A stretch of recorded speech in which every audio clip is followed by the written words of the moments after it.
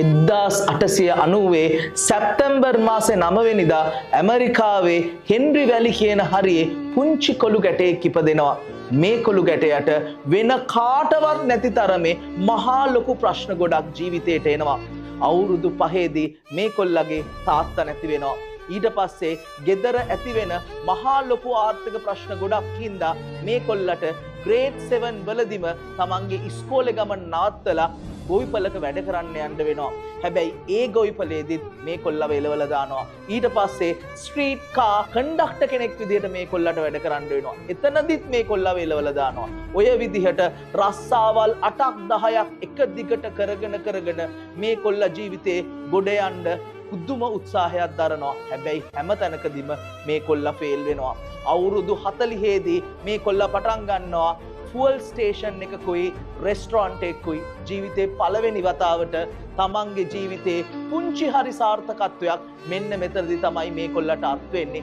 හැබැයි අවාසනාවේ තරම කියන්නේ මේ කොල්ලගේ රෙස්ටොරන්ට් එක තිබ්බ තැනින්ම හයිවේ එකක් හදන්න පටන් අරන් මේ කොල්ලට රෙස්ටොරන්ට් එකයි ෆුවල් ස්ටේෂන් එකයි දෙකම නැති වෙනවා. මුළු ජීවිත කාලෙම පෙරදිලා අවුරුදු 65 වෙනකොට රජයෙන් දෙන සහනාධාරයකින් ජීවත් වෙන මට්ටමට මේ කොල්ල ඇද වැටෙනවා.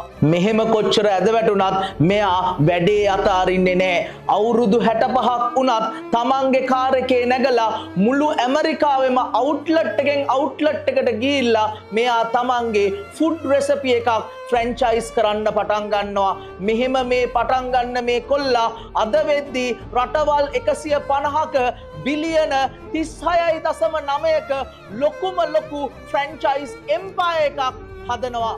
පුතා මෙයාගේ නම කර්නල් සැන්ඩර්ස්. මේ කොල්ල හදපු ෆ්‍රැන්චයිස් එක KFC. ජීවිතේ එක පාරක් නෙමෙයි, දෙපාරක් නෙමෙයි, 10 පාරක් නෙමෙයි, 100 පාරක් වැටුණත් ආපහු නැගිටින්න පුතා. ඔයාට ජීවිතේ දිනන්න පුළුවන්.